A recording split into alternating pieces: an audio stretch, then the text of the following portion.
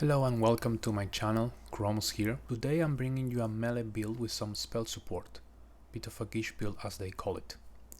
We will be able to fight perfectly in total darkness thanks to the warlock passives and cast some defensive spells to help us to stay alive. Plus we can fully utilize Eldritch Blast, so we have good versatility in ranged combat. This will allow us to deliver a total of 3 attacks per turn without the need of any buffs. Up to 4 if we spend one of the 3 cleric charges. The character will start as a cleric and will be multiclassed into warlock and fighter later on.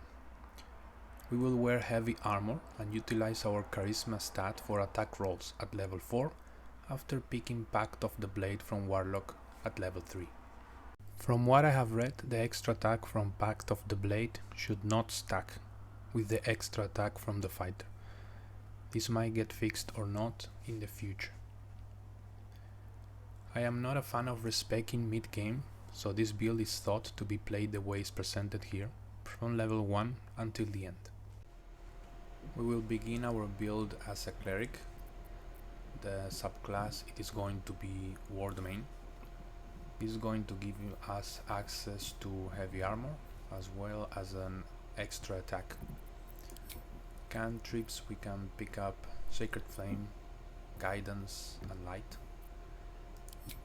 Deity is up to you, whatever you want to roleplay with. As for the abilities, we're going to have Strength 13 and we're gonna get 1 extra point on this at character level 5. Dexterity 10, we're not gonna need it since we're gonna go around in heavy armor. Constitution 14, Intelligence 9, Wisdom 12 and Charisma 17 since it's going to be our main stat for attacks later on. Finally, for skill proficiencies, we're going to choose Persuasion and Insight, and perhaps from your background you can also choose Athletics, so it is more difficult for enemies to push you around. On the early levels we're not going to be that good of a fighter. However, we still have our usual action, and the benefit from having cleric is that all our spells are going to consume a bonus action, so it is very versatile. We can use healing on ourselves or others, we can get sanctuary so we are actually immune to direct attacks. Area of effect will still affect us though. We can put on ourselves Shield of Faith to have some extra armor class or inflict some more damage. A little bit of a supportive role in the early levels. And finally we have our War Priest extra attack charge.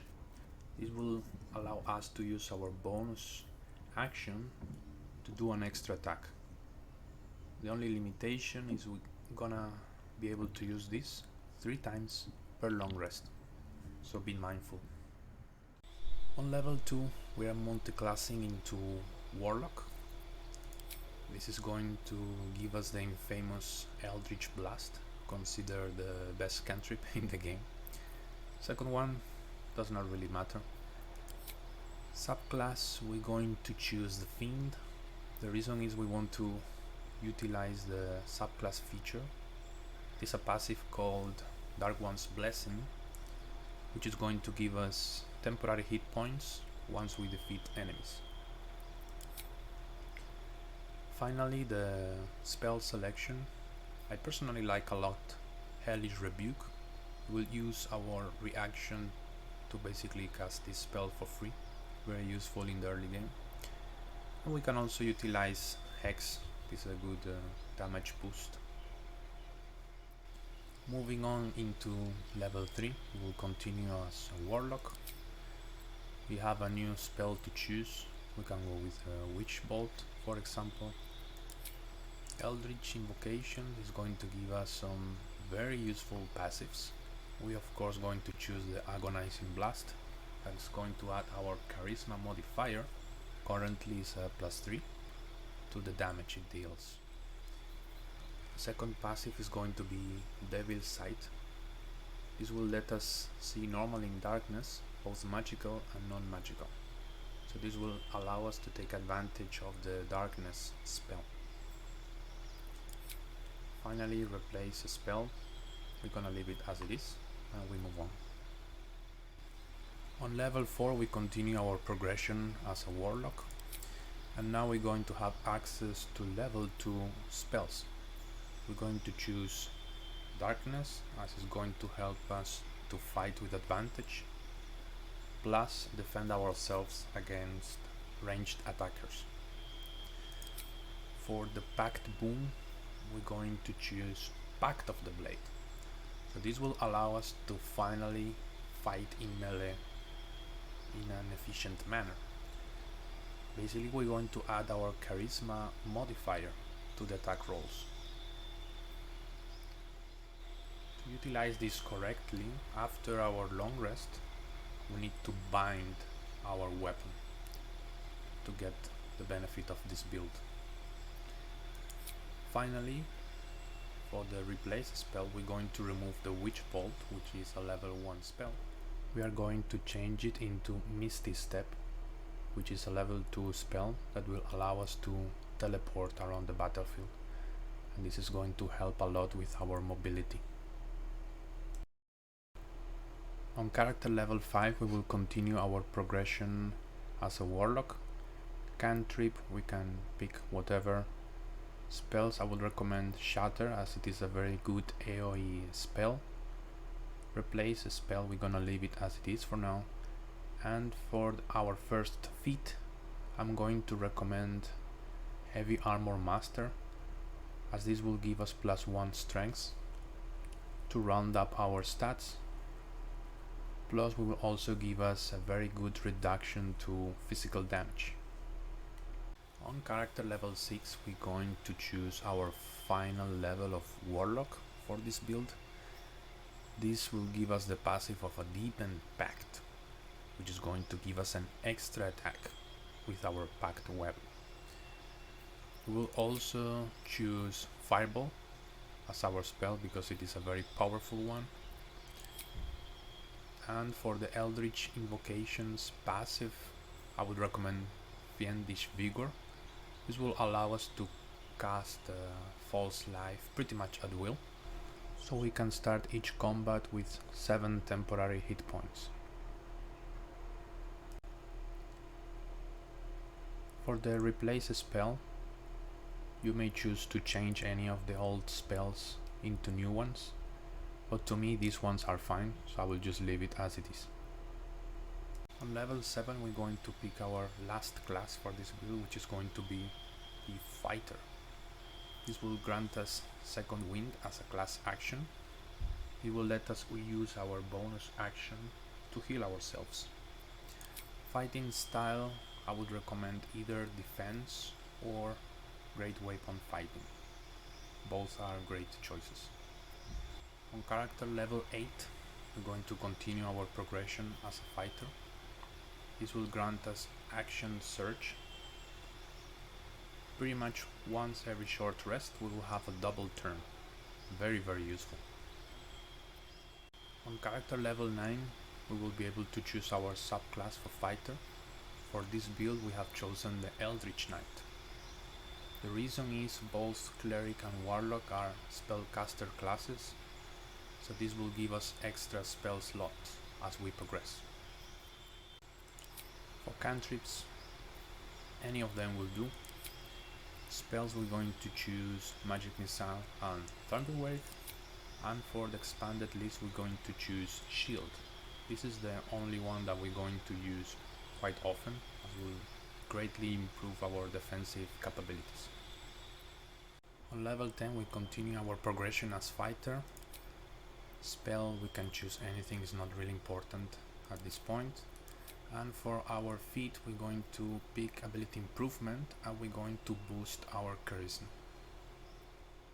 Level 11 we continue as fighter, and here we get our third attack.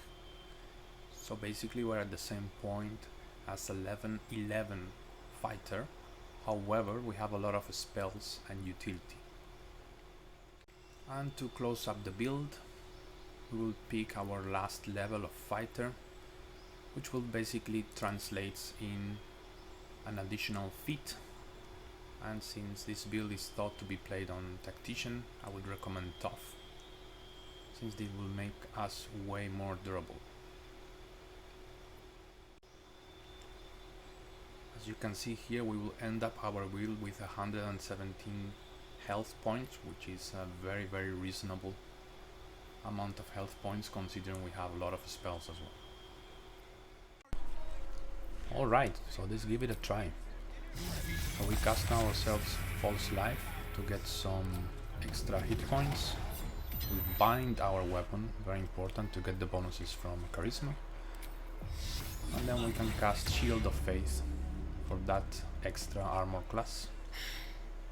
On with you then.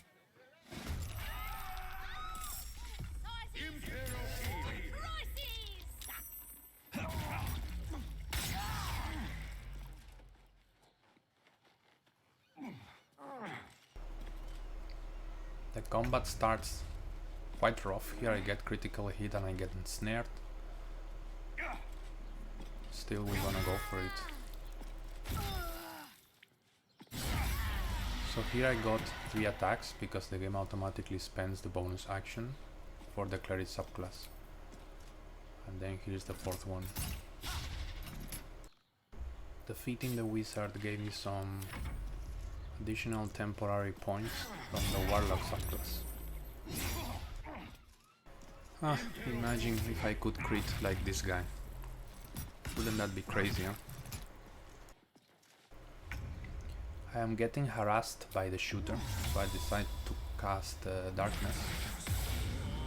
This will make the melee fighter get the blinded condition, so he will have a more difficult time hitting us. Take the chance as well to heal myself a little bit.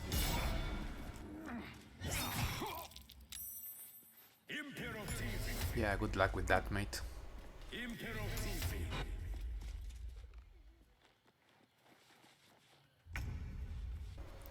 Now, since the enemy is blind, I can just leave his area.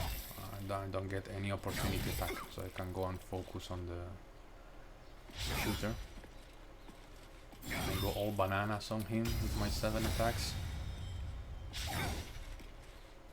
Then my burst, totally worth it.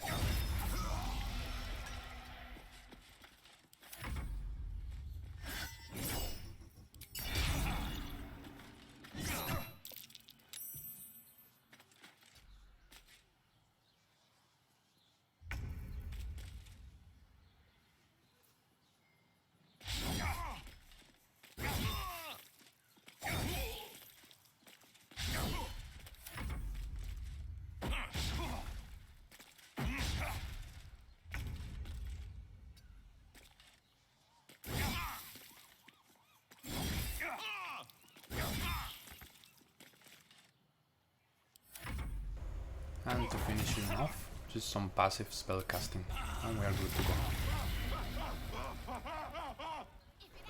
Thank you very much for watching, hope you enjoyed the build, and see you in the next one. Adios!